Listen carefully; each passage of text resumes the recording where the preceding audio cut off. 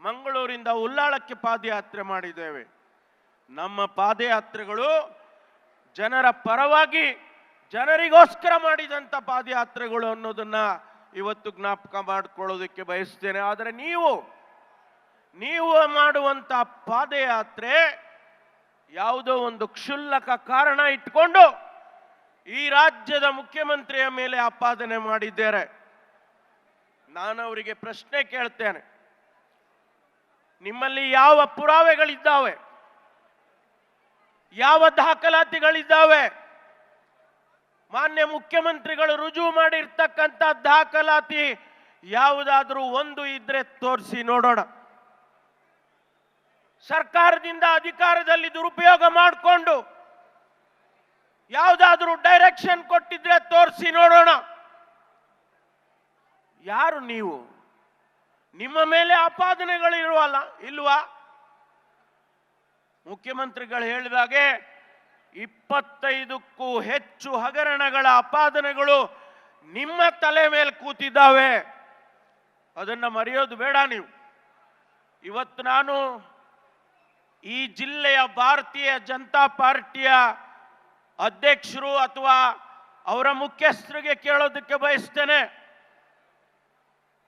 ನೀವೊಂದು ಪ್ರಕಟಣೆ ಮಾಡಿದ್ದೀರಿ, ಜ್ಞಾಪಕ ಇದೆಯಾ ಅಥವಾ ಮರ್ತೋಗಿದೆಯಾ? ಆ ಪ್ರಕಟಣೆಯಲ್ಲಿ ಏನು ಹೇಳಿದಿರಿ? ಆ ಪ್ರಕಟಣೆಯಲ್ಲಿ ನೀವು ಹೇಳಿದಿರಿ, ದೇವೇಗೌಡರ ಕುಟುಂಬದ ಭೂ ಕಬಳಿಕೆಯ ಪಕ್ಷಿ ನೋಟ ಅಂತೇಳಿ ಪ್ರಕಟಣೆ ಮಾಡಿದಿರಿ. ಅದು ನಿಮ್ಮ ಭಾರತೀಯ ಜನತಾ ಪಾರ್ಟಿಯ ಅಧ್ಯಕ್ಷರ ಹೆಸರಿನಲ್ಲಿ ಹೊರಟಿದೆ. ಅದು ಏನ್ ಕೇಳಿದಿರಿ? ಅದರಲ್ಲಿ 36 ಸೈಟ್ಗಳನ್ನ ಮೂಡಾದವರು ಕೊಟ್ಟಿದ್ದಾರೆ. 20 ಸೈಟ್ಗಳು ನಿಮ್ಮ ಕುಟುಂಬದವರಿಗೆ ಆಗಿದೆ. ಕುಮಾರಸ್ವಾಮಿಯವರ ಆದಿಯಾಗಿ ನಿಮ್ಮ ಕುಟುಂಬದವರಿಗೆ ಆ ಸೈಟ್ ಅನ್ನ ಕೊಟ್ಟಿದ್ದಾರೆ. ಇದಕ್ಕೆ ಅವರು ಕೊನೆಯದಾಗಿ ಹೇಳ್ತಾರೆ, ಕುಮಾರಸ್ವಾಮಿ ಅವರಿಗೆ ಕೇಳ್ತಾರೆ ಅವರು ಪ್ರಶ್ನೆಯನ್ನ, ಕುಮಾರಸ್ವಾಮಿ ಅವರೇ, ನಿಮಗೆ ಇನ್ನೂ ಬೇರೊಬ್ಬರ ಬಗ್ಗೆ ಪ್ರಶ್ನೆ ಮಾಡುವ ನೈತಿಕತೆ ಉಳಿದಿದೆಯಾ ಅಂತ ಕೇಳ್ತಾರೆ. ಭಾರತೀಯ ಜನತಾ ಪಾರ್ಟಿಯವರು ಕೇಳೋದು, ಯಾರ ಜೊತೆಯಲ್ಲಿ ಇವತ್ತು ನೀವು ಪಾದಯಾತ್ರೆ ಮಾಡೋದಕ್ಕೆ ಹೊರಟಿದ್ದೀರಿ ಅವರು ನಿಮ್ಮನ್ನ ಪ್ರಶ್ನೆ ಮಾಡಿದ್ದಾರೆ. ಮೊದಲು ಅವರಿಗೆ ಉತ್ತರ ಕೊಡಿ ನೀವು, ಆಮೇಲೆ ನಮ್ಮನ್ನ ಪ್ರಶ್ನೆ ಮಾಡೋದಕ್ಕೆ ಬನ್ನಿ ನೀವು. ಸ್ನೇಹಿತರೆ, ಇವತ್ತು ನಮ್ಮ ಕಾರ್ಯಕ್ರಮ ಅನೇಕ ಪ್ರಶ್ನೆಗಳನ್ನು ನಾವು ಕೇಳೋದಿದೆ ನಿಮಗೆ. ರಾಜ್ಯದಲ್ಲಿ ಇವತ್ತು ನೀವು ರಾಷ್ಟ್ರದಲ್ಲಿ ಮಂತ್ರಿಗಳಾಗಿದ್ದೀರಿ, ಕೇಂದ್ರದಲ್ಲಿ ಮಂತ್ರಿಗಳಾಗಿದ್ದೀರಿ.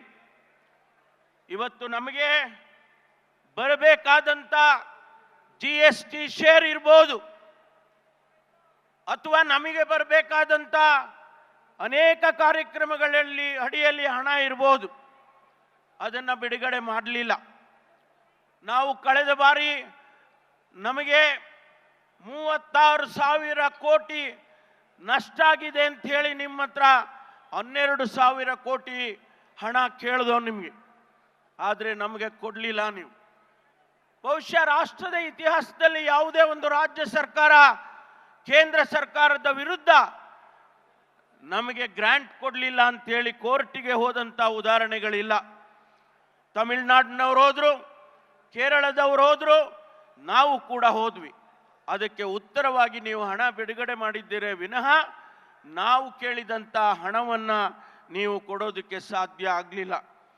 ಇವತ್ತು ಕೂಡ ಪತ್ರಿಕೆಯಲ್ಲಿ ಬಂದಿದೆ, ಭದ್ರಾ ಮೇಲ್ದಂಡೆಗೆ 5,300 ಕೋಟಿ ಕೊಡ್ತೀವಿ ಅಂತ ಹೇಳಿದ್ರಿ. ನಿರ್ಮಲಾ ಸೀತಾರಾಮನ್ ಅವರು, ಕೇಂದ್ರದ ಹಣಕಾಸಿನ ಸಚಿವರು ಹೇಳಿದ್ರು 5,300 ಕೋಟಿ ಭದ್ರಾ ಮೇಲ್ದಂಡೆಗೆ ಕೊಡ್ತೇವೆ, ಅದನ್ನ ರಾಷ್ಟ್ರೀಯ ಯೋಜನೆ ಅಂತ ಮಾಡ್ತೇವೆ ಅಂತ. ಇವತ್ತು ಹೇಳ್ತಾ ಇದ್ದೀರಿ ನಾವು ಭದ್ರಾ ಮೇಲ್ದಂಡೆಗೆ ಹಣ ಕೊಡೋದಿಲ್ಲ ಅಂತೇಳಿ ಇವತ್ತು ಹೇಳ್ತಾ ಇದ್ದೀರಿ. ಅಂದ್ರೆ ಅರ್ಥ, ರಾಜ್ಯ ಸರ್ಕಾರಕ್ಕೆ, ಕರ್ನಾಟಕಕ್ಕೆ ಮಲತಾಯಿ ಧೋರಣೆಯನ್ನ ಮಾಡ್ತಾ ಇದ್ದೀರಿ ಅಂತೇಳಿ ಇಡೀ ವಿಶ್ವಕ್ಕೆ ಇವತ್ತು ಗೊತ್ತಾಗ್ತಾ ಇದೆ.